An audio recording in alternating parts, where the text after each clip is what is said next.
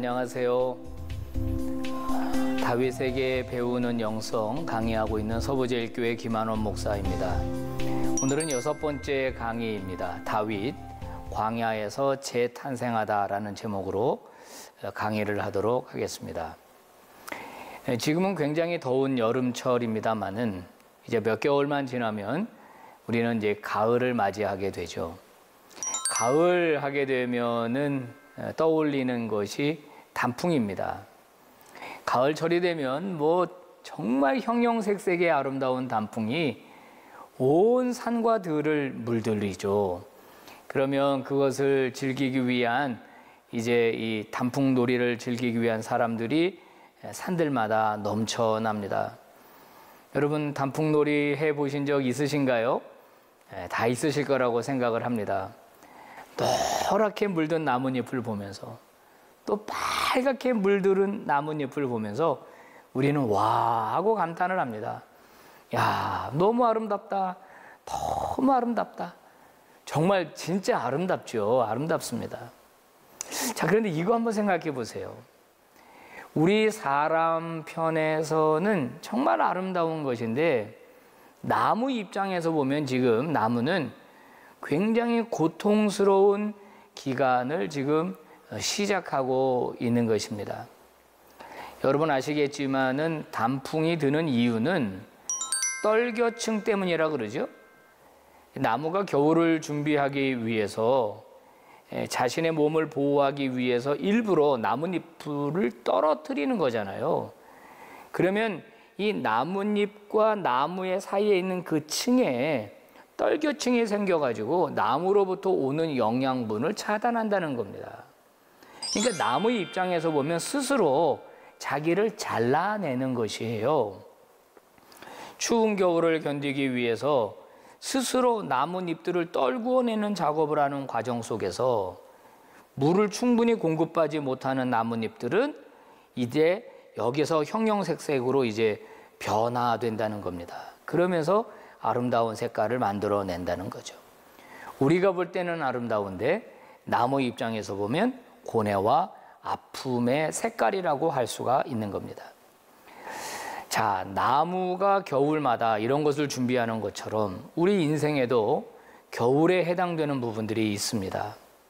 그때는 우리 스스로 내적으로 침잠하고 바깥으로 모든 활동을 줄이고 그리고 어떤 고통의 어떤 시간을 보내는 그런 과정이 있다는 것이죠. 다윗에게도 바로 그런 시간이 있었습니다. 그때가 언제일까요? 바로 다윗이 광야에서 생활하던 13년간의 기간이었습니다.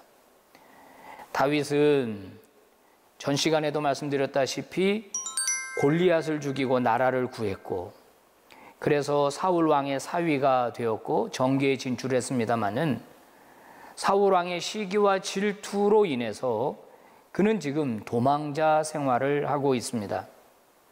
심하게 위축되었을 것입니다. 그리고 이유를 알 수 없는 고난 때문에 굉장히 마음이 어려웠을 것입니다. 다윗의 입장에서 보면 진짜 억울한 일이죠. 여러분 다시 말씀드리지만은 내가 잘못한 일이라면 얼마든지 내가 책임집니다. 내가 잘못한 일이라면 얼마든지 그 고난의 시간 받아야 합니다. 그래야 되겠죠. 책임져야 합니다. 그런데 내가 잘못한 일이 없어요. 내가 실수한 일이 없단 말이에요. 잘했는데 오히려 나에게 욕이 돌아온다. 이건 정말 힘들고 어려운 일이죠. 게다가 나 때문에 다른 사람이 또 피해를 봤다. 이거는 더 견디기가 어려운데 다윗이 도망하는 과정 가운데 제사장 아히멜렉에게 도움을 좀 받습니다. 진설병도 얻어서 줄인 배도 채우고 그리고 그 골리앗의 칼도 가지고 가는데요. 이게 나중에 발각이 되어가지고 무려 85명의 제사장들이 그리고 그의 패밀리들이 제사장과 패밀리들이 다윗과 공모했다는 누명을 뒤집어 쓰고 다 살해를 당합니다. 다윗 너무너무 가슴 아팠을 겁니다. 나 때문에 무고한 제사장과 그의 가족들이 전부 죽었다는 사실은 그로 하여금 너무너무 고통스럽게 만들었을 것입니다. 자, 그런데 또 고통스러운 일이 생기죠. 무엇입니까? 배신을 당하는 겁니다. 자, 그일라 지역이라고 하는 데가 있었는데요. 이 그일라 지역에 블레셋이 쳐들어와서 아마 국소적인 침략전을 했던 것 같습니다. 이때 다윗이 나가가지고 그들을 구해줬거든요. 그런데 그 그일라 지역의 사람들이 밀고를 한 겁니다. 사울이 지금 막 눈이 벌게 져가지고 다윗을 찾고 있는 과정 가운데 권력자에게 아부하기 위해서 자기를 구해준 다윗을 배반하고 밀고를 한 것입니다. 자, 다윗은 급하게 몸을 숨겼습니다. 십황무지라고 하는 곳으로 몸을 숨겼습니다. 완전히 사면초가입니다. 황무지, 광야 이런 것은 사람이 살만한 데가 되지 않습니다. 제가 이스라엘 성지 순례를 한번 해본 적이 있는데요. 그때 짧게나마 광야라고 하는 곳이, 황무지라고 하는 곳이 어떤 곳인가를 체험해 보았습니다. 정말 사람 살 때 아니던데요. 사람이 살 수 있는 곳이 아니던데요. 지금 다윗은 그런 지역으로 지금 도망을 다니고 있습니다. 자, 성도 여러분, 우리 역시 다윗과 같은 그런 상황을 만날 때가 있지 않습니까? 다윗과 같이 억울한 일을 만날 때가 있지 않습니까? 배신당하고 뒤통수 맞고 이럴 땐 정말 사람이 지칩니다. 영적으로 다운이 됩니다. 그리고 일어설 힘을 갖지 못하게 되죠. 자, 우리는 이런 일을 만나면 보통 하나님에게 이렇게 기도합니다. Why me? 하나님 왜 저예요? 왜 제가 이런 병에 걸리는 거예요? 제가 왜 이런 일을 당하는 거예요? 하나님 제가 뭘 잘못했어요? 그러면서 하나님에게 막 원망의 기도를 하지 않습니까? 자, 그런데 조금 길게 놓고 본다면 이런 기간이 꼭 불필요한 것만은 아닙니다. 이런 기간이 우리에게 필요해요. 인생의 어떤 시기 가운데 어떤 사람은 짧게 몇 개월이 될 수도 있고 수년이 될 수도 있고 아니면 더 길어질 수도 있습니다만은 이런 시기는 우리가 광야의 시기라고 부릅니다. 이 광야의 시기가 없으면 좋겠지만은 그러나 아니요, 있어야 된다고 보는 겁니다. 불필요한 시기가 아니라 저와 여러분에게 꼭 필요한 시기라는 거예요. 왜 그렇습니까? 바로 이 기간을 통과하면서 저와 여러분이 다시 빚어지기 때문입니다. 다른 말로 말한다면 다시 태어나는 겁니다. 너무 고통스러운 기간인데, 너무 힘든 기간인데 이 기간을 통해서 내가 새롭게 돼요. 내가 다시 태어나게 되는 겁니다.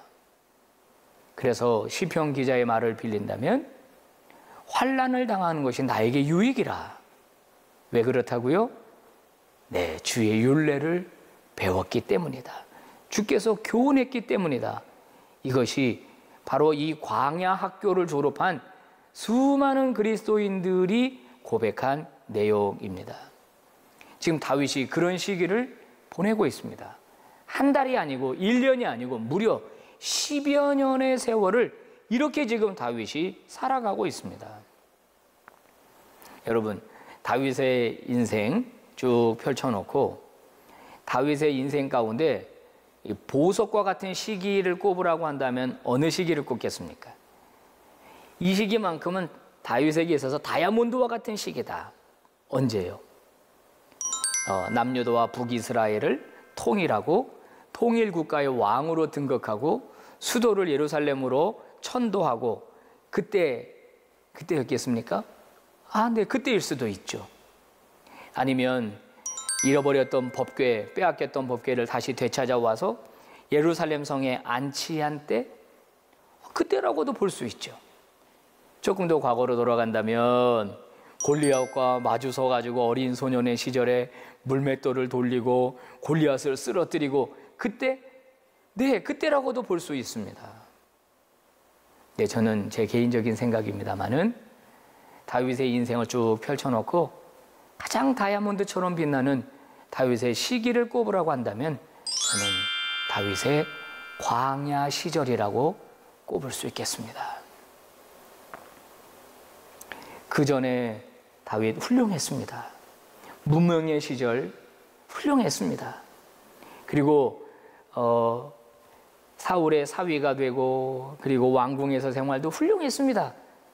다 좋았어요. 그런데 이 13년의 다윗의 광야 생활이 가장 그에게 다이아몬드와 같았다고 말할 수 있었던 것은 그는 바로 이 기간을 통해서 조금 더 성령 충만한 사람으로, 더 하나님을 의지하는 사람으로, 더 생명을 사랑하고 더 전략적으로 이 나라와 나라들의 관계를 보고 이런 것들을 배울 수 있는 그런 시기였기 때문에 저는 다윗의 광야의 시절이 그의 인생의 가장 아름다운 보석과 같은 시기가 아니었겠는가라고 생각을 해봅니다. 사울 왕에게 쫓겨다녔던 시절 너무 힘들었습니다. 너무 고통스러웠습니다.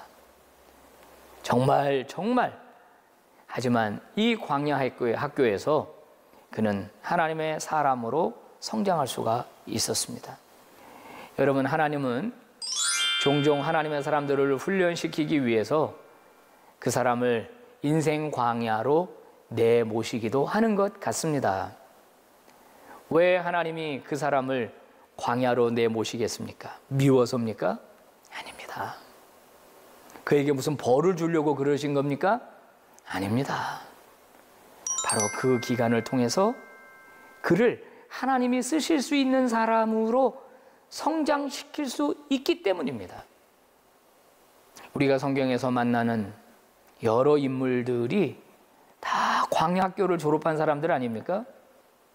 일단 이스라엘 백성들, 자, 출애굽하고 그리고 가나안 땅으로 들어가야 되는데 그 기간은 그저 한 2주 정도면 충분합니다. 그러면 가나안 땅에 들어갈 수가 있었어요. 그런데 그 기간이 얼마나 걸렸습니까? 40년 걸리지 않았습니까? 소위 이스라엘 백성의 광야 40년. 이 기간이 어떤 기간입니까? 그 기간은 이스라엘 사람들로부터, 이스라엘 백성들로부터 이집트에서 가지고 있는 이 우상에 쩌들어 있는 이 삶을 완전히 다 정화시키는 그런 기간이었지 않습니까? 이집트 신을 의지하고 바로를 의지하던 그들을 이제는 하나님만 의지하는 사람으로, 하나님의 말씀으로 살아가는 하나님의 백성으로 훈련시키기 위해 40년의 세월이 필요했습니다. 불순물을 제거하고 순도 높은 금덩이가 되는 것처럼 용광로에 들어갔을 때 말이에요. 40년이라고 하는 이 고통스러운 과정은 하나님의 백성을 하나님의 사람으로 만들어내는 기간이었다는 겁니다. 어떤 개인도 마찬가지죠. 여러분 너무나 잘 아시는 야곱은 어떻습니까? 축복을 받겠다고, 아버지로부터 축복을 받겠다고 아버지 속이고 형 속이고 머리 디밀고 축복 기도를 받았어요. 그런데 여러분, 그 다음에 펼쳐진 야곱의 인생은 어땠습니까? 20년의 세월입니다. 바단 아람으로 가서 오히려 거꾸로 외삼촌 라반에게 속임을 당하고, 그 세월이 여러분 야곱에게 꼭 필요하지 않았겠습니까?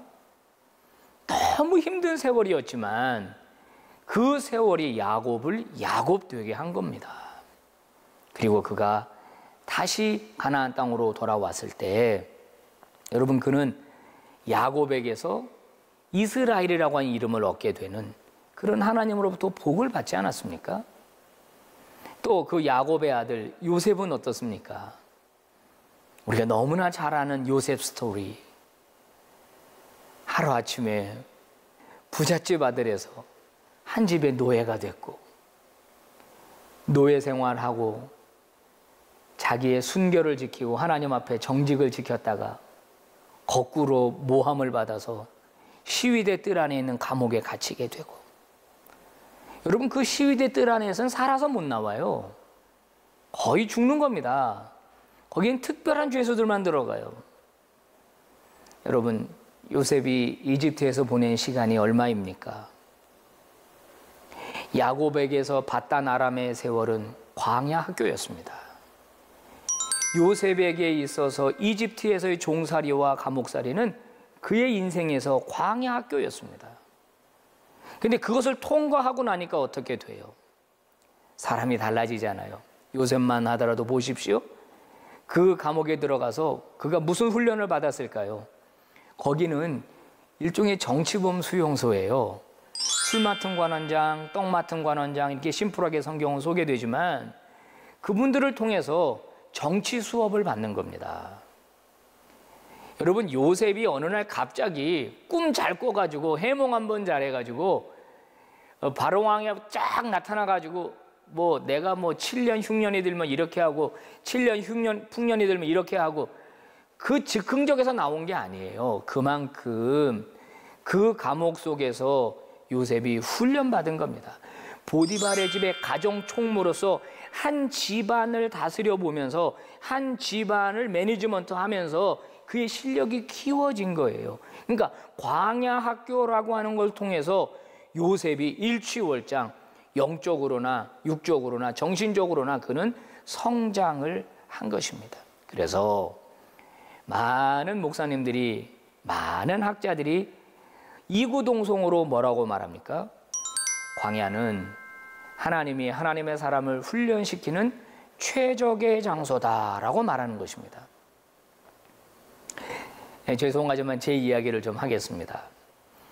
저는 사회생활을 좀 해본 경험이 있습니다. 직장생활 한 4, 5년 정도 제가 한 것 같아요. 직장생활을 하면서 얼마나 세상이 치열한지를 제가 조금 경험을 했습니다. 그러다가 하나님이 저를 부르신다는 것을 제가 확인하고 제가 다 내려놓고 그리고 이제 신학교를 가게 되었는데요. 그때 저는 이미 결혼한 상태였습니다. 아이가 둘이 하나 태어나고 그 다음에 또 바로 2년 있다가 또 하나가 태어났고, 그런데 제가 교회에서 받는 사례비는 그 당시 40만 원, 45만 원 받았습니다. 자, 수입은 별로 없습니다. 저희 부모님은 그렇게 넉넉한 분이 아니셨고요. 물론 부모님 집에 얹혀 살면서 많은 도움을 제가 받았죠. 야간 신학교 편입해서 들어가서 공부를 합니다. 점심값, 차비, 교통비, 책값, 등록금, 아이들 양육하는 양육비, 이거 보통 드는 게 아닙니다. 어찌어찌해서 등록금을 내고 또 등록할 때가 되면 막막합니다. 돈이 없습니다. 둘째 아이가 태어났는데요. 그 아이에게는 분유를 먹였습니다. 얼마나 아이가 잘 먹는지, 너무 잘 먹어요. 일주일에 한 통씩 먹어서 없애요. 분유값이 걱정이 되는 겁니다. 기저귀값 너무 비싸서 천기저귀로 만들어가지고 빨아서 주일에 교회 갈 때만 종이 기저귀 2개, 3개 챙겨가서 아이가 빨리빨리 갈아주지도 못하고 아이가 그저 기저귀를 충분히 적실 때까지 맥시멈까지 버텼다가 갈아주고 그랬던 시절이 있습니다. 지금은 그 정도는 아닙니다. 그저 교회에서 사례비를 주니까 그저 빚 안 지고 살 수 있을 정도는 지금 됩니다만은 지나보면 그때가 저의 광야였던 것 같아요. 그때만큼 하나님께 부르짖었던 적도 없었던 것 같고 그때 더 하나님을 의지했고 그때 저 자신을 돌아봤고 물론 미숙한 시기였습니다만은 그때도 산에 올라가서 많이 기도했고 그런 시기였습니다. 제 인생에서 없어서는 안 될 시기라고 한다면 바로 그 시간입니다. 아르바이트를 하고 또 돈을 벌고 학교 가서 공부를 하고 리포트에 치이고 주일 설교 준비에 돌아오고 정말 힘들고 어렵게 살았습니다마는 그 시기가 저를 만들어준 시기였다고 저는 생각합니다. 광야의 영성이라는 말이 있습니다. 사막의 영성이라고 하는 말이 있습니다.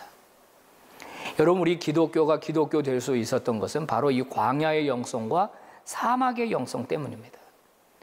광야에 들어가면 모든 세상으로부터 단절됩니다. 그리고 광야에서는 하나님 한 분만 보게 됩니다. 하나님 한 분에게만 집중하게 돼요. 그래서 우리가 광야의 영성이라고 부르는 겁니다. 그러면 거기서 놀라운 은혜를 경험하죠. 광야라고 하는 단어가 미드바르, 다바르, 하나님으로부터 은혜가, 말씀이 온다는 거거든요. 그래서 우리는 광야에 있을 때 하나님에게만 집중할 수 있습니다. 다시 반복합니다마는 깊은 영성을 소유한 사람, 그 사람은 반드시 광야를 거친 사람입니다. 조금 더 강조해서 말하자면 그렇다는 것입니다.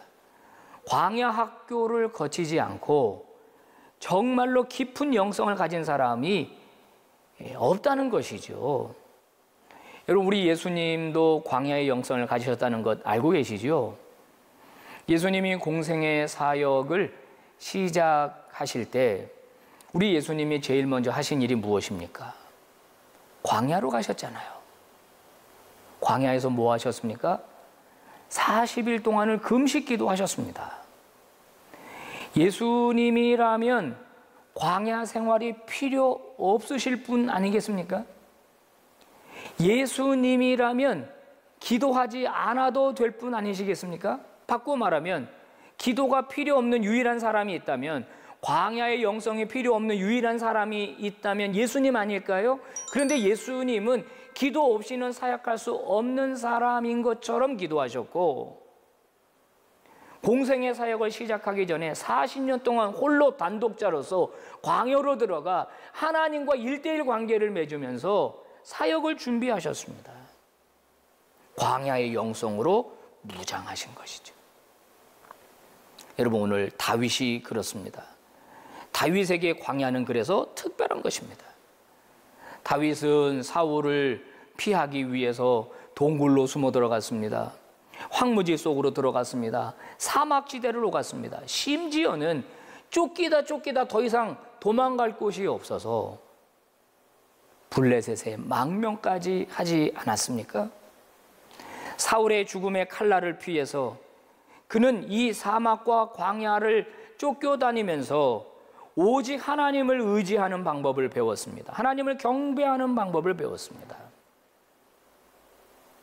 여러분, 하나님께서 저와 여러분에게 광야의 영성을 기대하십니다. 그래서 우리 인생에도 광야의 시절이 필요했던 것 같습니다. 성도 여러분, 여러분은 어떠셨나요? 여러분에게 광야의 시절이 있었나요? 여러분도 그 광야 학교를 다니신 적이 있으셨나요? 아니, 혹시 지금 이 강의를 시청하고 계신 성도님들 중에 목사님, 제가 지금 그런 광야 학교를 다니고 있어요. 지금 제 시기가 바로 광야 시절인 것 같아요 라고 말하시는 분 있으시죠? 여러분, 힘내십시오. 이 광야 학교는 반드시 졸업하게 됩니다. 이 광야라고 하는 터널은 반드시 끝이 나옵니다. 끝이 나와요. 지금 어느 중간인지는 모르겠지만 여러분, 조금만 더 버티십시오. 그리고 이 기간을 지내면서 더 하나님을 의지하십시오. 나에게 빠져야 할 불순물은 무엇인가 스스로 돌아보십시오. 그러면서 하나님 앞에 단독자로 한번 서보십시오. 그러면 여러분, 이 광야 학교는 분명하게 제가 여러분에게 말씀드립니다. 유익입니다. 반드시 유익하게 되는 것입니다. 우리에게 힘을 주는 말씀이 있죠. 그 말씀이 무엇입니까? 로마서 8장 28절 말씀입니다. 우리가 알거니와 하나님을 사랑하는 자, 곧 그 뜻대로 부르심을 입은 자들에게는 모든 것이 합력하여 어떻게 된다고요? 선을 이루느니라. 할렐루야. 모든 것이, 이 모든 것이 에브리띵입니다. 이 모든 것 안에는 나쁜 일도 있고 좋은 일도 있고 슬픈 일도 있고 억울한 일도 있고 에브리띵, 모든 일 이것이 어떻게 된다고요? 합력하여 다 버무려져서 결국 뭐가 된다? 선이 된다. 굿, 좋은 것이 된다. 하나님 안에서. 우리의 광야 학교가, 우리의 광야의 시절이 너무 쓰리고 너무 아프고 너무 고통스럽지만 결국 이것이 버무려지면 나중에는 뭐가 된다? 좋은 일이 된다. 선을 이루게 된다는 것입니다. 여러분, 미국의 16대 대통령을 아시지요? 바로 우리가 잘 아는 에이브라함 링컨입니다. 미국에서 존경받는 대통령을 꼽으라고 한다면 아마 세 손가락 안에 꼽히는 그런 분일 겁니다. 자, 그분이 재위 시절에 기자들이 물었답니다. 아, 대통령께서는 참 놀라운 사랑과 존경을 받는데 그 비결이 무엇입니까? 이렇게 물었을 때 링컨이 대답을 합니다. 간단합니다. 저는 인생 가운데 수많은 실패와 쓴맛을 봤습니다. 정말 고통스러운 경험을 많이 했습니다. 그런데 그 고통스러운 실패와 쓴 경험을 한 것이 오늘 나를 만들어 주었습니다. 그러면서 그는 말을 이어갑니다. 제가 어릴 때 저희 어머니 무릎에서 제가 성경을 배웠는데 그때 어머니께서 저에게 특별하게 들려주신 성경 말씀이 있습니다. 로마서 8장 28절 말씀입니다. 하나님을 사랑하는 자, 곧 그분의 뜻대로 부르심을 입은 자들에게는 모든 것이 합력하여 선을 이루느니라. 저는 인생에 쓴 잔을 많이 마셨습니다. 수도 없이 낙방했고 수도 없이 낙선했습니다. 고통의 터널을 지날 때가 많이 있었습니다. 그럴 때마다 저는 이 말씀을 기억했습니다. 나는 하나님의 사랑하시는 자다. 나는 하나님의 뜻대로 부르심을 입은 자다. 그러므로 결국 이 모든 것이 합력하여 선을 이루게 될 것이다. 저는 그 말씀을 기억했고 오늘 저는 미국의 대통령이 되었습니다. 링컨만 그런 것이 아닙니다. 오늘 다윗이 그랬고 또 오늘 우리의 인생을 살아가는 우리 가운데 저도 마찬가지고 여러분도 마찬가지고 우리 가운데 이런 경험을 하는 분들이 많이 있다는 사실입니다.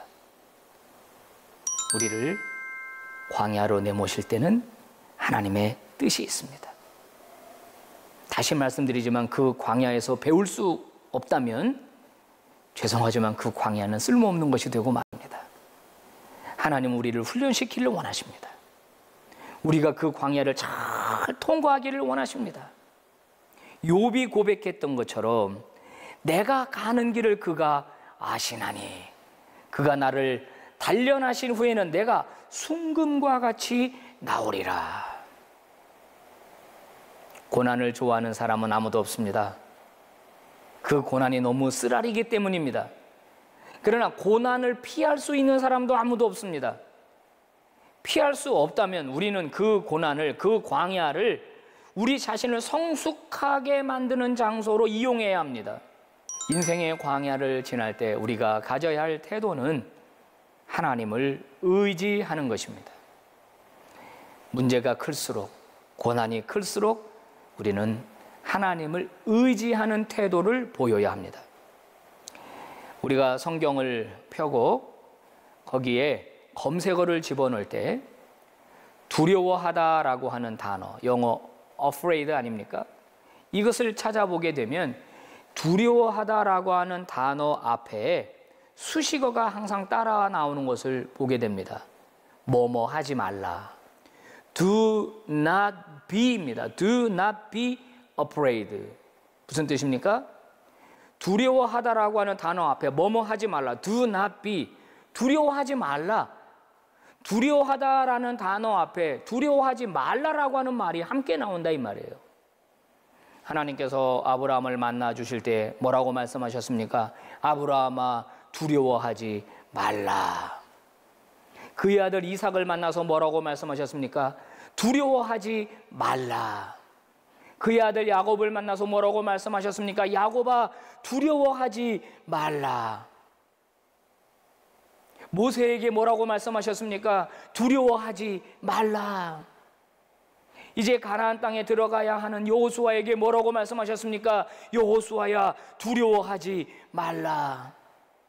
신약으로 넘어와서 이 마리아가 잉태했을 때 요셉에게 뭐라 그랬습니까? 요셉아, 내 아내 데려오기를 두려워하지 말라. 사도 바울이 복음을 전할 때 사도 바울이 몹시 공경에 처했을 때 바울에게 뭐라고 말씀하셨습니까? 바울아, 두려워하지 말라. 잠잠하지 말아라. 그리고 내가 너에게 부탁한 말을 다 전하라 말씀하셨습니다. 여러분, 하나님의 백성, 하나님의 사람은 하나님이 계시기 때문에 두려워하지 말아야 합니다. 두려워하는 것은 어떻게 보면 불신앙입니다. 불신앙이 바로 두려워하는 것 아니겠습니까? 자, 이것을 우리에게 잘 나타내 보여주는 이야기가 가나안 땅의 정탐 사건입니다. 여러분, 가나안 땅을 정탐하고 온 사람들이 자, 모세와 그리고 백성들 앞에서 정탐 보고를 합니다. 자, 두 사람은 들어갈 수 있다, 가능하다, 하나님이 함께 하시면 된다, 이렇게 얘기했습니다. 나머지 10명은요 몹시도 두려워했습니다. 너무 두려워했습니다. 그래서 초상집 분위기가 되고 말았습니다. 여러분, 두려움이라고 하는 것은 언제 찾아옵니까? 우리의 삶의 환경에서 찾아옵니다. 환경을 보면 낙심하고 두려워합니다. 그러면 어떻게 되는가요? 우리 안에 믿음이 빠져나가는 겁니다. 하나님에 대한 신뢰가 빠져나가요. 두려움과 하나님을 향한 신뢰는 공존할 수 없습니다. 두려움이 커지면 하나님을 향한 신뢰가 떨어지는 것이고, 하나님을 향한 신뢰가 높아지면 두려움은 떨어지는 것입니다. 그러면 여러분, 우리가 인생의 광야를 만날 때 우리가 갖춰야 될 태도는 바로 하나님을 의지하고 두려워하지 않는 것입니다. 보통 인간에게 찾아오는 두려움은 모두 4종류가 있다고 그럽니다. 첫 번째는 상실에 대한 두려움이죠. 내가 지금 가지고 있는 것을 잃어버리면 어떡하나 하는 두려움입니다. 내 재산을 잃어버리면 어떡하나? 내 건강을 잃어버리면 어떡하나? 내 생명을 잃어버리면 어떡하나? 내 소중한 사람을 잃어버리면 어떡하나? 이겁니다. 두 번째는 뭡니까? 실패한 두려움입니다. 실패에 대한 두려움. 여러분, 실패하지 않는 가장 좋은 방법은 뭘까요? 아무것도 시도하지 않으면 실패하지 않습니다. 그렇죠? 그러나 그 인생은 결코 성장할 수 없는 겁니다. 자, 그 다음에 세 번째 두려움은 무엇입니까? 절망이 우리를 두려워하게 한다는 것입니다. 주변의 여러 가지 정황상 우리를 절망하게 되는 것이 우리를 두려워하게 만들고, 네 번째는요, 나를 반대하는 사람들이 나를 두려워하게 만듭니다. 지금 다윗이 이거에 다 해당이 됩니다. 생명을 잃어버릴까 봐, 그죠?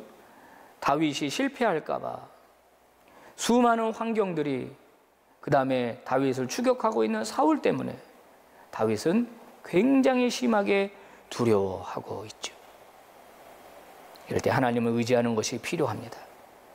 하나님을 의지하면 하나님이 힘을 주시는데요, 그 힘은 내면으로부터 주어집니다.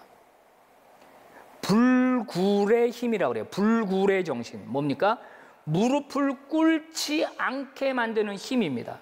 아까도 말씀드렸지만 주변의 환경은 너무 힘드니까 우리로 하여금 무릎을 꿇게 합니다. 근데 하나님이 주시는 힘이 우리에게 오면 무릎을 꿇지 않게 돼요. 포기하지 않게 됩니다. 다시 일어서게 되는 거죠. 용감한 척하게 만드는 게 아닙니다. 불굴의 힘을 우리에게 주신다는 겁니다. 하나님을 묵상할 때 바로 이와 같은 힘이 생깁니다. 우리가 다윗의 시편을 읽으면서 은혜 받는 것이 무엇입니까? 다윗이 하나님을 어떻게 표현하고 있는지를 우리가 본다면 우리는 용기를 얻을 수가 있는데요. 다윗은 하나님을 이렇게 표현합니다. 여호와는 나의 산성이시요, 그죠? 나의 방패이시요, 나의 피난처이시요, 내가 거할 바위시요, 요새시로다. 이렇게 고백을 하고 있습니다. 이것은 모두 다 다윗이 하나님에 대하여 하나님을 묵상할 때 그가 생각하는 것들입니다. 즉 하나님을 그런 분으로 인식하고 그런 하나님에게 의지할 때 그는 용기를 얻은 것입니다. 새로운 힘을 얻게 되는 것입니다. 우리가 하나님의 위대하심에 주목하고 하나님의 전지전능하심에 몰두한다면 우리는 그 어떤 것도 두려워하지 않게 됩니다. 그렇습니다. 감정적으로 상실 두려워하지 않습니다. 재산, 건강 두려워하지 않습니다. 왜요? 하나님이 채워주실 것을 믿기 때문입니다. 그게 믿음이에요. 그게 믿음. 다윗이 시편 27편 1절에서 이렇게 노래합니다. 여호와는 나의 빛이요 나의 구원이시니 내가 누구를 두려워하리요. 여호와는 내 생명의 능력이시니 내가 누구를 무서워하리요. 할렐루야. 아멘. 아멘입니다. 하나님이 나의 능력이신데, 생명의 능력이신데 내가 누구를 두려워하겠느냐는 거예요. 지금 다윗 아무것도 없습니다. 다윗 지금 도망자입니다. 그에겐 희망이라고는 한 주먹도 없습니다. 그런데 그가 이렇게 당당할 수 있는 단 하나, 하나님에게 집중하기 때문입니다. 하나님 그 한 분에게 집중하기 때문이에요. 노벨 평화상을 받은 모트 박사가 이런 얘기를 했습니다. 인간의 극심한 역경은 하나님에게는 기회가 된다. 멋진 말입니다. 인간이 경험하는 극심한 역경은 하나님 아버지에겐 오히려 힘이 된다. 다윗은 왕으로 세워지기까지 왕으로서의 자질을 갖추어야 했습니다. 그래서 그에게 광야의 기간이 필요했던 것입니다. 광야의 기간을 보내면서 그가 얼마나 성숙해졌나요? 그가 광야의 시절을 보내면서 지은 것으로 알려진 시편들이 오늘 똑같이 광야의 터널을 통과하고 있는 사람들에게 얼마나 위로가 됐을까요? 시편 42편 중에 이런 말이 있죠. 내 영혼아, 내가 어찌하여 낭망하며 어찌하여 내 속에서 불안해하는고. 너는 하나님을 바라라. 나는 내 얼굴을 도우시는 내 하나님을 오히려 찬송하리로다. 너는 하나님을 바라라. 너 왜 낙심하느냐? 너 왜 불안해하느냐? 너 왜 낭망하느냐? 하나님을 바라라. 하나님을 바라라. 여러분 얼마나 위로가 됩니까? 오늘 인생의 광야를 통과하고 있는 분들이 있다면 이 말씀을 붙들고 힘을 얻게 되기를 주의 이름으로 축복합니다. 저는 미국을 여행하면서 워싱턴을 방문한 적이 있습니다. 워싱턴에 가면 스미소니언이라고 하는 박물관이 있는데요. 미 항공 우주 박물관입니다. 여기에 로켓, 그다음에 우주선, 그리고 수많은 비행기들이 전시가 되어 있었는데요. 저는 책으로만 들었던 찰스 린드버그가 탔던 비행기를 딱 목격하고 정말로 큰 감명을 받았습니다. 그 비행기 이름이 거기 적혀 있더라고요. Spirit of St. Louis 이렇게 써 있습니다. Spirit of St. Louis. 이 비행기가 얼마나 특별한 비행기인지 여러분 아시죠? 인류 역사상 최초로 이 비행기를 타고 린드버그가 대서양을 횡단했습니다. 지금이야 뭐 비행기가 워낙 좋아져서 아무 일도 아닙니다만은 최초로 이 비행기를 타고 이 대서양을 횡단한 일은 그 당시에 어마어마한 뉴스였습니다. 린드버그 이전에 수많은 사람들이 이것을 시도했다가 많이 죽었습니다. 근데 린드버그가 최초로 성공을 한 것이죠. 린드버그는 이륙하기 전날 너무너무 두려워서 한숨도 자지 못했다고 합니다. 실제로 그날 이륙하면서 이 송전선에 부딪힐 뻔하기도 했다고 그럽니다. 또 활주로가 비가 와가지고 진흙탕이었다고 그럽니다. 연료를 너무 가득 실었기 때문에 하마터라면 추락할 뻔도 했다는 거예요. 이 비행은 30시간이라고 하는 시간을 통과해서 대서양을 건너게 되었습니다. 린드버그는 이 비행을 하기 전에 엄청난 두려움에 사로잡혔습니다. 만약에 그 두려움을 극복하지 못했다면 그 비행은 시도되지 않았을 겁니다. 포기됐을 겁니다. 여러분, 광야 시절을 보낼 때 우리에게 찾아오는 것은 두려움입니다. 만약에 이 두려움에 빠지게 되면 어떻게 될까요? 두려움에 빠져서 허덕이게 됩니다.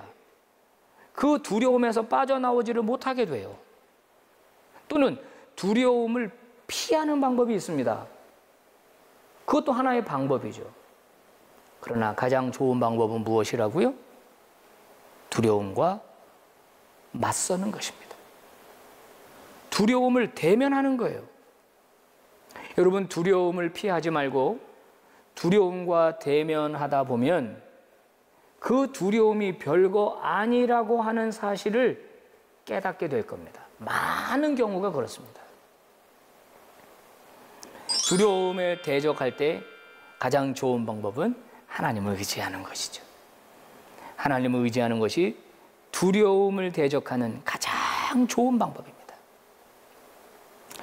린드버그의 영혼이 비행기에 결합됐던 것처럼 우리가 두려움을 느낄 때 두려움을 버리고 하나님하고 결합될 때, 하나님을 온전히 의지할 때, 그분을 온전히 신뢰할 때, 그러면 우리는 그 두려움을 극복할 수 있게 되는 것입니다. 우리의 두려움의 실체는 무엇입니까? 오지 않은 미래에 대한 두려움, 그 실체는 무엇입니까? 정말 그런 일이 일어나는 겁니까? 정말 모든 것을 상실하는 겁니까, 우리가? 모든 것을 다 잃어버리는 겁니까? 정말로 그 일이 일어나는 것이냐고. 그렇지 않은 경우가 너무 많다라는 거예요. 사랑하는 성도 여러분, 그러므로 우리가 인생 광야 학교에 입학했다면 너무 두려워하지 마십시오. 홀로 있는 것을 너무 두려워하지 마십시오. 이 광야를 통과하게 되면 저와 여러분이 성숙한 그리스도인이 되어 있을 것입니다. 여러분, 사도행전을 묵상하다 보면 우리가 발견할 수 있는 게 있는데요. 초대교회가 바로 이 광야의 영성을 가졌다는 거죠. 순교자의 영성을 가졌다는 거죠. 하나님만 의지하니까 그 전에 두려워하던 종교 권력자들을 전혀 두려워하지 않는 제자들의 모습을 보잖아요. 그전에는 무서워가지고 문들을 닫아 걸고 숨어 있었던 사람들이었는데 하나님을 힘있게 의지하니까 상대적으로 그들이 두려워하던 과거의 두려움이 다 이 햇빛이 나게 되면 안개가 사라지는 것처럼 사라져버리고 뛰쳐나가서 복음을 전하잖아요. 사두개인들 앞에서, 대제사장들 앞에서 뭐라고 말합니까? 우리가 하나님의 말을 듣는 것이 옳은가, 너희 말을 듣는 것이 옳은가 판단하여 보라. 우리가 보고 들은 것을 말하지 않을 수 없다. 오, 그 용기가 어디서 났습니까? 그 힘이 어디서 났습니까? 바로 하나님을 의지할 때 생기게 된 것입니다. 다시 한번 말씀드립니다. 지금 고난의 터널을 통과하고 계신 분들 계시다면 여러분 끝까지 인내하십시오. 그리고 이 광야의 시절 다윗이 오직 하나님만 바라보고 용기와 힘을 얻었던 것처럼 더 하나님에게 주목하시기를 바랍니다. 그럴 때 우리가 넉넉하게 이기게 될 것이고 저와 여러분의 영혼은 정말로 보석처럼 빛나는 위대한 그리스도인이 될 것입니다. 감사합니다.